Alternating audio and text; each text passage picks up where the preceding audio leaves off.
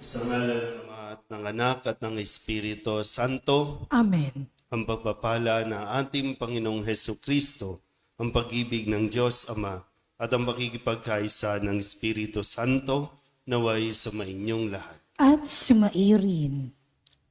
Mga kapatid, tinipon tayo bilang mga kaanib na angkan ng Diyos, kaya dumulog tayo sa mawaing Panginoong nagpapatawad ng lubos. Sinugong tagapagpagaling sa mga nagsisisi, Panginoon, kaawaan mo kami. Panginoon, kaawaan mo kami. Dumating na tagapag-anyayang mga makasalanay magsisi, Kristo, kaawaan mo kami. Kristo, kaawaan mo kami. Nakaluklok ka sa kanan ng Diyos Ama para ipamagitan kami. Panginoon, kaawaan mo kami. Panginoon, kaawaan mo kami. Kaawaan tayo ng makapangyarihang Diyos, patawarin tayo sa ating mga kasalanan at patnubayan tayo sa buhay na walang hanggan. Amen. Manalangin tayo. Ama naming makapangyarihan, tunghayan mo kaming pawang may kahinaan at upang kami may pagsanggalang. Iabot mo sa amin ang iyong kanang kamay sa pamamagitan ni Yesu Kristo kasama ng Espiritu Santo magbasawalang hanggan. Amen. Magsipo po lahat.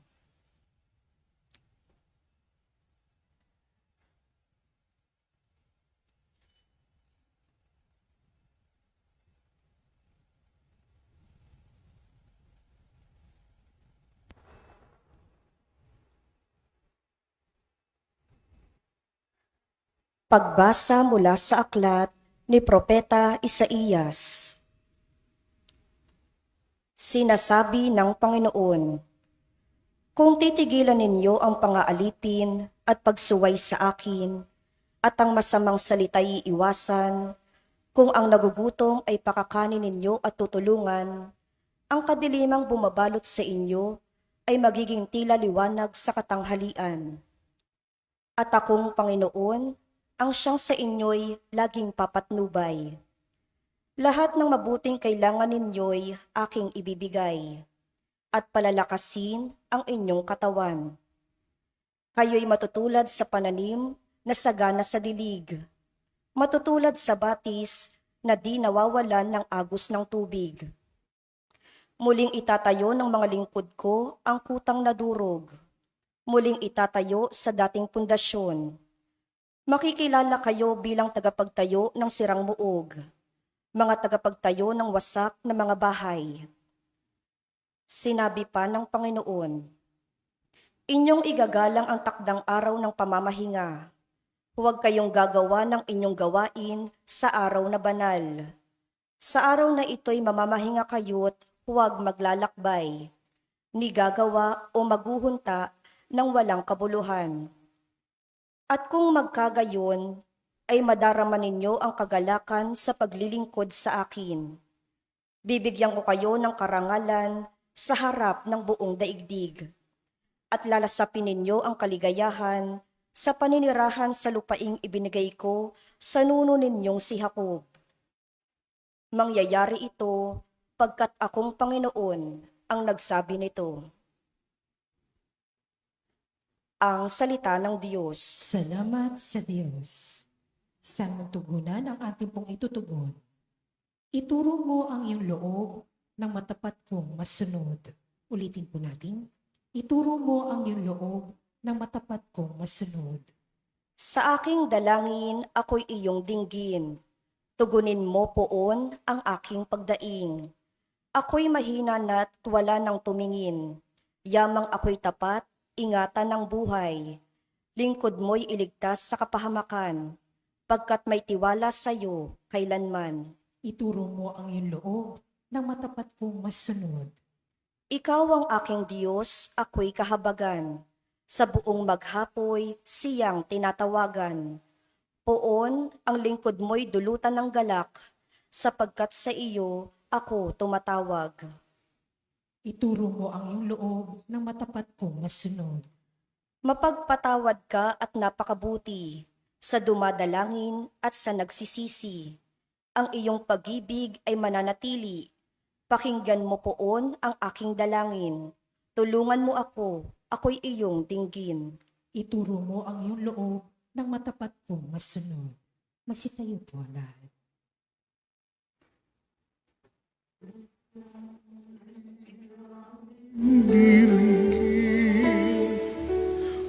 Kamo'y aming susundin, kamo'y aming tutupdin. Di ko nais na mamatay ang mga makasalanang nagbabagong kalooban upang sila ay mabuhay. Uy aming diringgin, kamo'y aming susundin, kamo'y aming tutupdin. Sumainyo ang Panginoon. At sumaiyo rin Ang mabuting balita ng Panginoon ayon kay San Lucas. papuri sa iyo, Panginoon. Noong panahong iyon, nakita ni Jesus ang isang publikano na nagngangalang Levi, nakaupo sa paningilan ng buwis. Sinabi sa kanya ni Jesus, "Sumunod ka sa akin." Tumindig si Levi, iniwan ang lahat at sumunod kay Jesus. Si Jesus ay hinandugan ni Levi ng isang malaking piging sa kanyang bahay. Nakasalo niya roon ang mga publikano at ang iba pang mga tao. Nagbulong-bulungan ng mga Pariseyo at ang kanilang mga kasamang eskriba. Sinabi nila sa mga alagad ni Jesus, "Bakit kayo kumakain at umiinom ng kasalo ng mga publikano at ng mga makasalanan?" Sinagot siya ni Jesus, "Hindi nangangailangan ng manggagamot ang walang sakit, kundi ang may sakit. Naparito ako hindi upang tawagin ang mga matuwid, kundi ang mga makasalanan upang magsisi." Ang mabuting balita ng Panginoon. Pinupuri ka namin, Panginoong Heso Kristo. Isang magandang umaga po sa inyong lahat. Ngayon po ay Sabado, kasunod ng Miyerkules ng Abo, at bago po tayo pumasok sa mga linggo ng Kwaresma, nawa ay patuloy natin buksan ang ating mga puso't isipan sa kung saan tayo tinatawag at nais na dalhin ng Panginoon. Balikan po natin muli ang ilan sa mga salita na narinig natin sa buong linggong ito at patuloy natin itong pagnilayan. Nung Lunes, ang sabi po ay iniwan niya sila at pagkasakay sa bangka ay tumawid sa ibayo. Ito ay patungkol doon sa mga tao na patuloy siyang hinihingian ng palatandaan. No? Sabi, magpakita ka pa ng ilang mga palatandaan at ito'y nangangahulugan din na kapag nasatisfy ang kanilang mga hinihingi o gustong makita, saka pa lamang nila tatanggapin si Jesus. Pero ang ginawa ni Jesus, iniwan niya sila at pumunta sa ibang ibayo. Nung Lunes, ang sabi naman sa atin, "Kaiingat kayo. Ilagan ninyo ang libadura ng mga Pariseyo at ng libadura ni Herodes."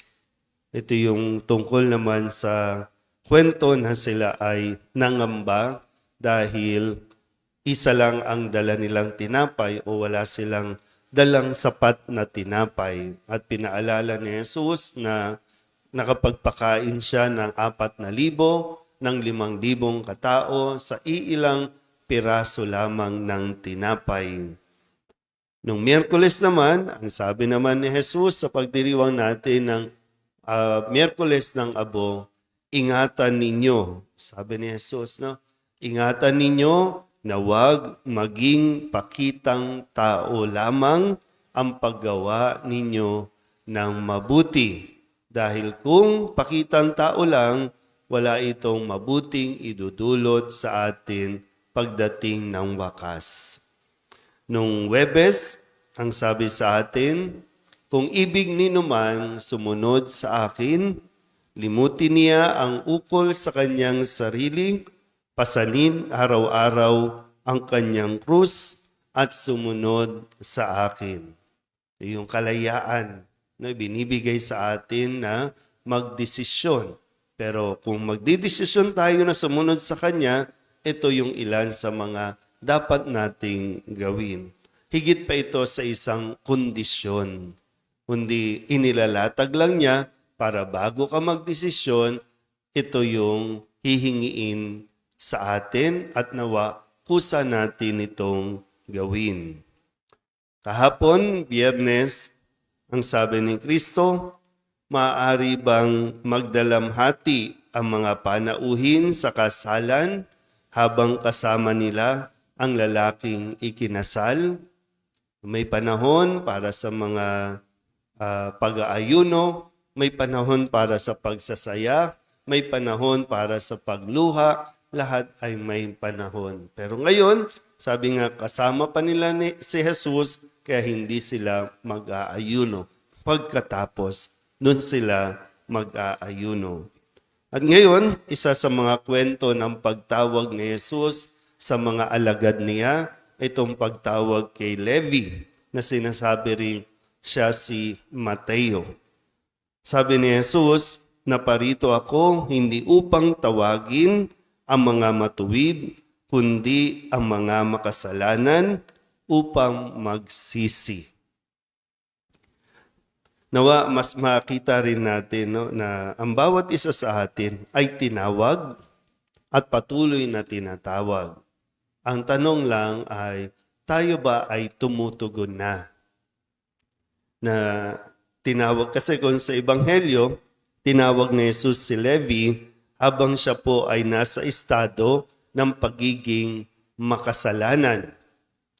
Dahil nga sa kanyang trabaho, maniningil ng buwis. At ang hatol ng sambayanan, ang hatol ng mga tao, kapag yan ang trabaho mo, makasalanan ka.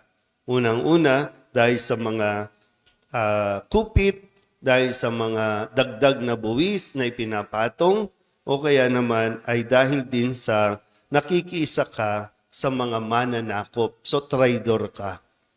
Kasi siya ay isang Hudyo, pero nagtatrabaho siya para sumingil ng buwis na ibabayan o kinukuha ng mga Romano na ginagamit naman sa gera.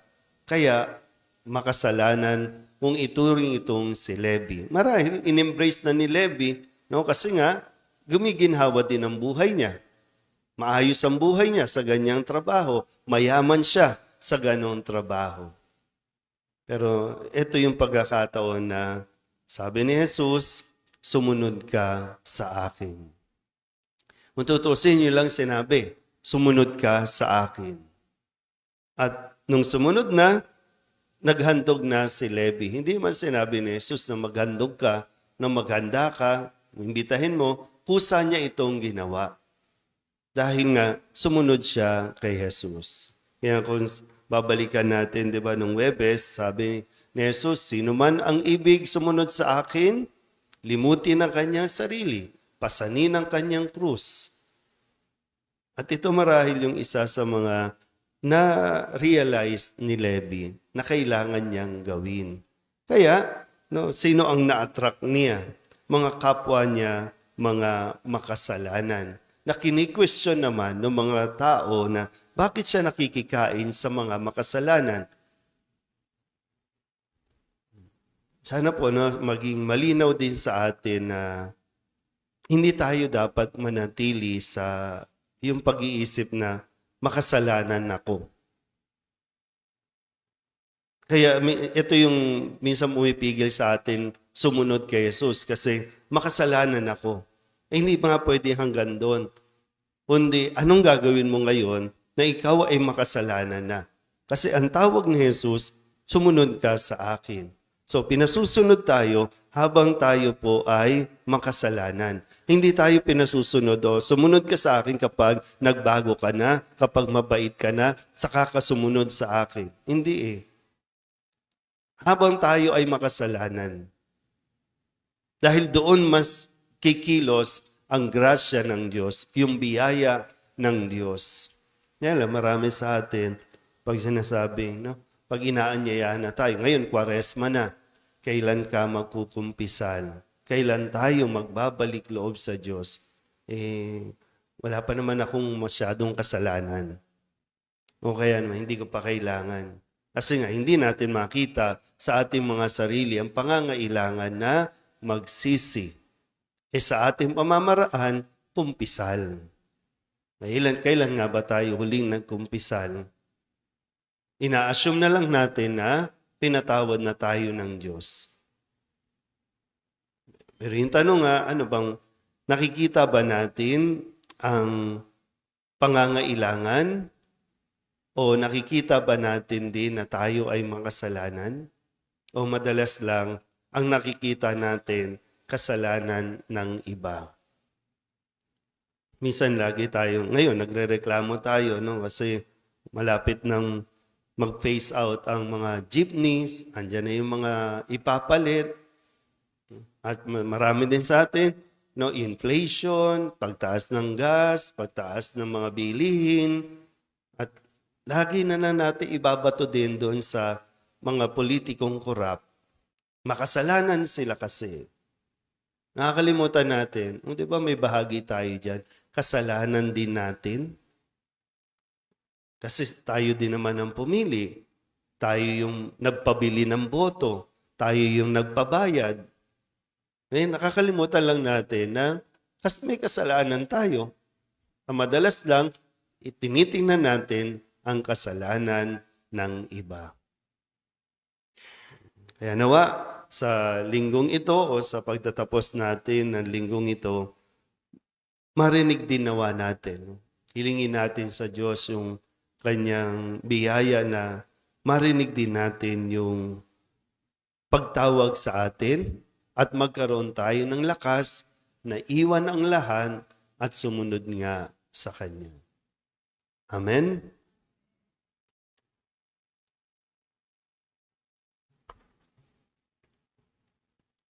Mahabaging Ama, marapatin po ninyong dinggin ang aming mga panalangin, sapagkat nananampalataya kami sa iyong anak, aming Panginoong Hesu Kristo. Lumalapit kami sa Kanya sa pamamagitan ni Maria. Bilang isang sambayanan, taimtim tayong manalangin at sabihin natin, sa pamamagitan ng mahal na Birhen ng Soledad, Ama, pakinggan mo kami. Sa pamamagitan ng mahal na Birhen ng Soledad, Ama, pakinggan mo kami.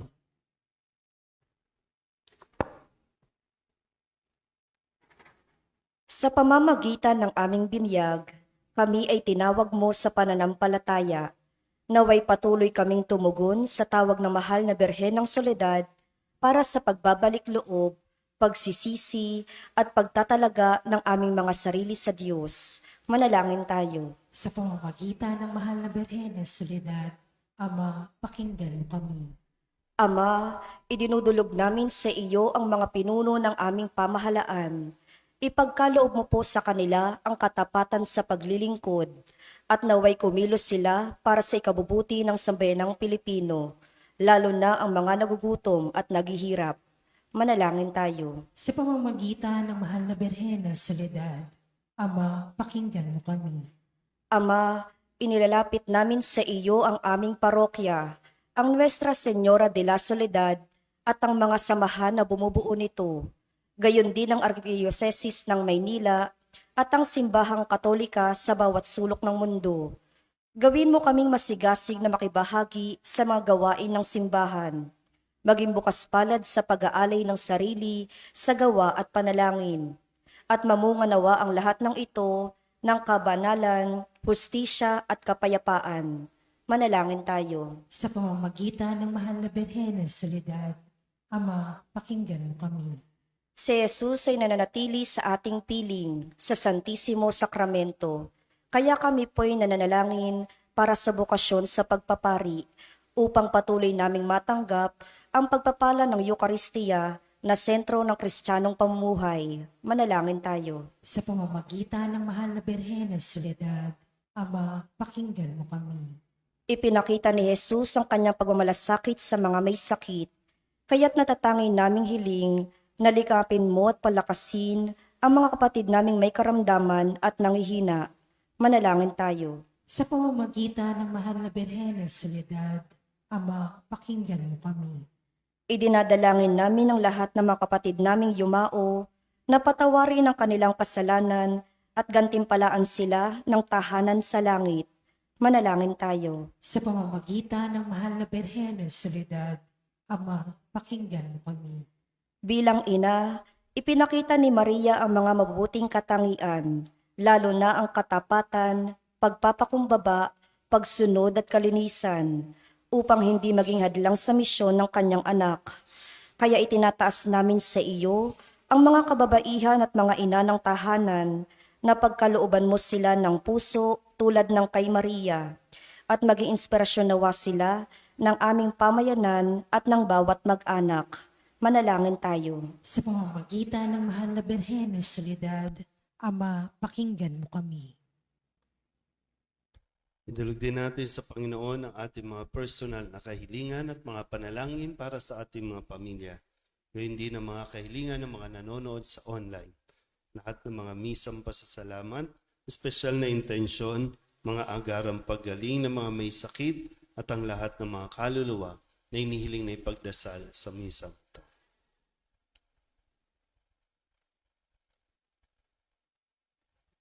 Ang lahat ng ito inihiling namin sa ngalan ni Kristong aming Panginoon. Amen. Magsiupo po ang lahat.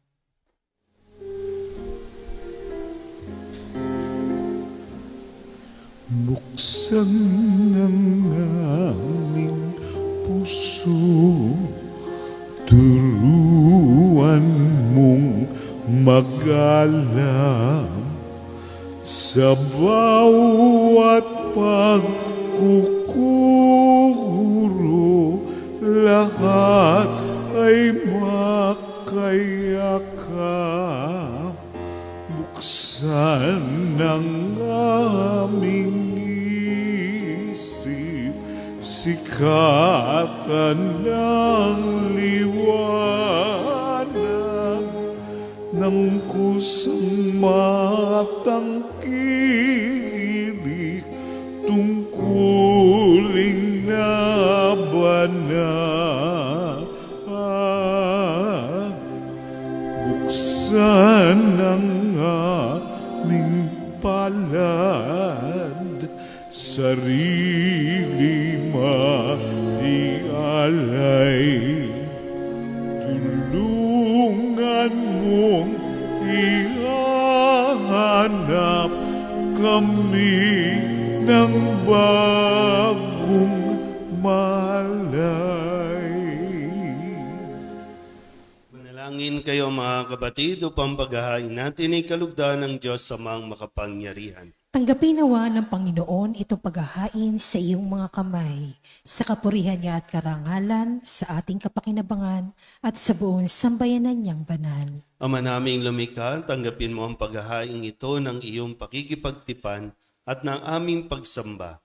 Maganap nawa ito sa ikapagpapatawad ng mga kasalanan at sa ikapagpapahayag ng aming utang na loob sa iyong pagmamahal. Sa pamamagitan ni Jesucristo, kasama ng Espiritu Santo, magpasawalang hanggan. Amen. Sumainyo ang Panginoon. At sumaiyo rin, Itaas sa Diyos ang inyong puso at diwa. itinaas na namin sa Panginoon. Pasalamatan natin ang Panginoong ating Diyos. Marapat na siya ay pasalamatan. Ama naming makapangyarihan, tunay ngang marapat na ikaw ay aming pasalamatan sa pamamagitan ni Jesucristo na aming Panginoon.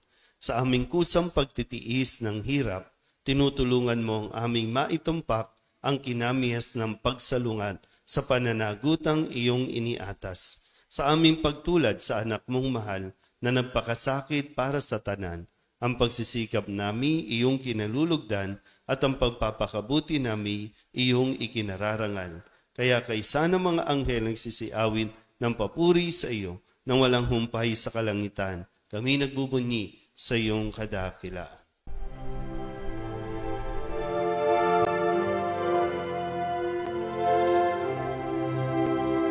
Santo, Santo, Santo, Panginoong Diyos makapangyarihan, napupuno ang langit at lupa ng kalwalhatian mo. Hosana sa kaitaasan, pinagpalang na paririto sa ngalan ng Panginoon. Hosana sa kaitaasan.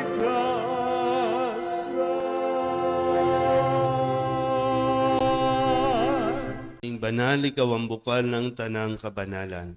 Kaya't sa pamamagitan ng iyong Espiritu, gawin mong banal ang kaloob na ito upang para sa aming maging katawan at dugo ng aming Panginoong Hesu Kristo. Bago niya pinagtiis ang kusang loob na maging handog, hinawakan niya ang tinapay, pinasalamatan kaniya, pinaghati-hati niya iyon, iniabot sa kanyang mga alagad at sinabi, "Tanggapin ninyong lahat ito at kanin, ito ang aking katawan na ihahandog para sa inyo."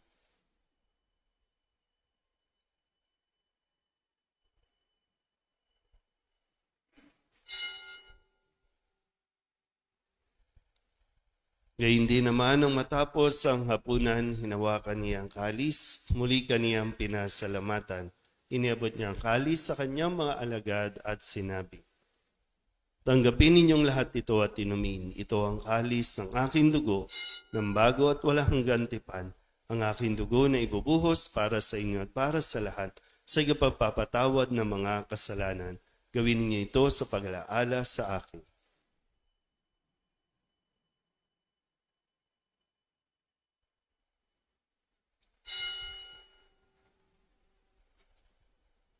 Ipagbunyi natin ang misteryo ng pananampalataya. Si Kristo'y namatay, si Kristo'y nabuhay, si Kristo'y babalik sa wakas ng panahon. Ama, ginagawa namin ngayon ang pag-alaala sa pagkamatay at muling pagkabuhay ng iyong anak. Kaya tiniaalay namin sa iyo ang tinapay na nagbibigay buhay at ang kalis na nagkakaloob ng kaligtasan. Kami nagpapasalamat dahil kami iyong minarapat na tumayo sa harap mo para maglingkod sa iyo. Isinasamo namin kami magsasalo-salo sa katawan at dugo ni Kristo ay mabuklod sa pagkakaisa sa pamamagitan ng Espiritu Santo. Ama, lingapin mo ang iyong simbahang laganap sa buong daigdig. Puspusin mo kami sa pag-ibig kaysa ni Leon na aming Papa at ni Jose na aming Obispo at ng Tanang Kaparian. Alalahanin mo rin ang mga kapatid naming nahimlay na may pag-asang sila'y muling mabubuhay, gayon din ang lahat ng mga pumanaw. Kawaan mo sila at patuloyin sa iyong kaliwanagan. Kawaan mo at pagindapating kaming lahat na makasalo sa iyong buhay na walang wakas. Kaysa ng mahal na Birhen Maria na ina ng Diyos, ng kabiyak ng puso niyang si San Jose. Kaysa ng mga apostol at ng lahat ng mga banal na namuhay dito sa daigdig ng kalugod-lugod sa iyo. May pagdiwang nawa namin ng papupuri sa ikararangal mo sa pamamagitan ng iyong anak na aming Panginoong Hesu Kristo. Sa pamamagitan ni Kristo, kasama niya at sa Kanya, ang lahat ng parangal at papuri ay sa iyo, Diyos Amang makapangyarihan, kasama ng Espiritu Santo, magpasawalang hanggan.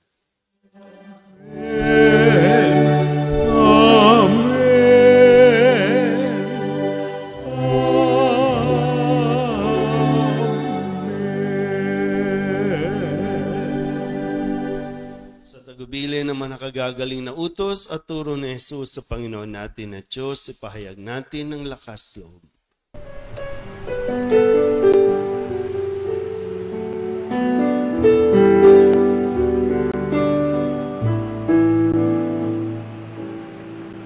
Ama namin, sumasalangit ka, sambahin ang ngalan mo.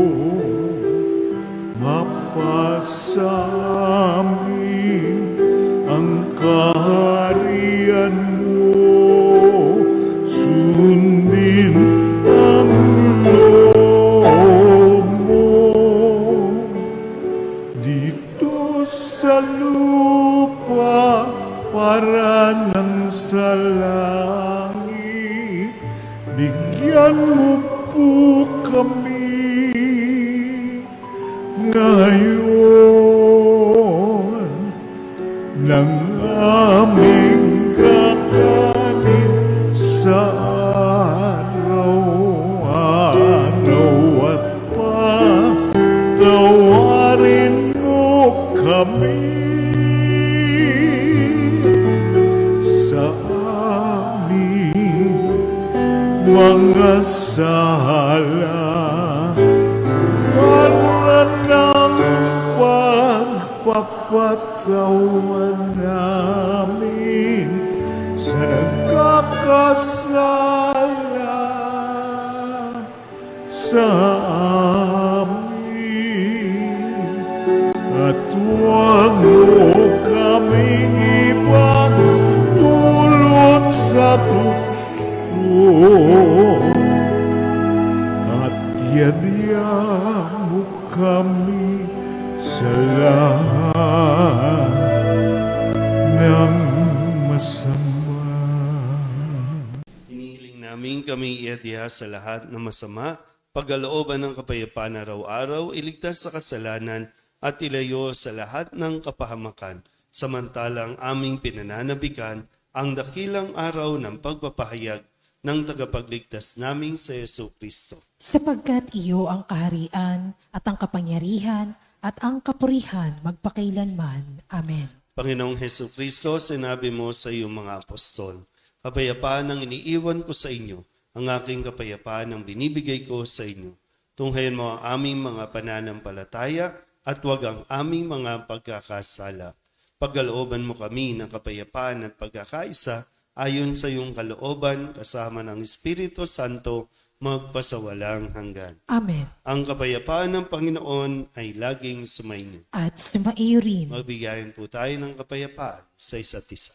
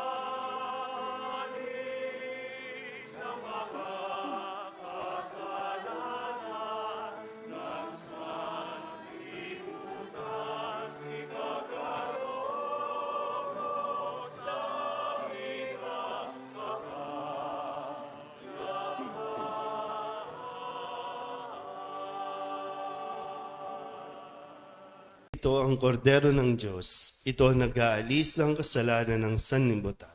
Mapalad ang mga inaanyayahan sa kanyang piging.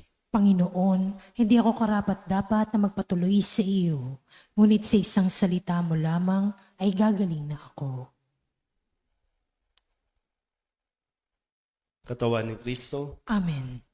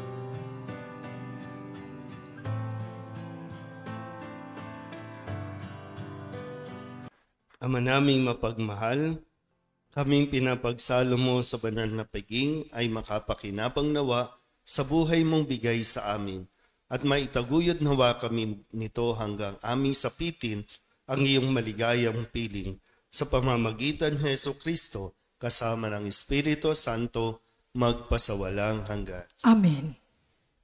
Sumainyo ang Panginoon. At sumaiyo rin. At pagpalain kayo ng makapangyarihang Diyos, Ama at Anak, at Espiritu Santo. Amen. Tapos sa ang banal na misa, humayo tayo sa kapayapaan ni Kristo. Salamat sa Diyos.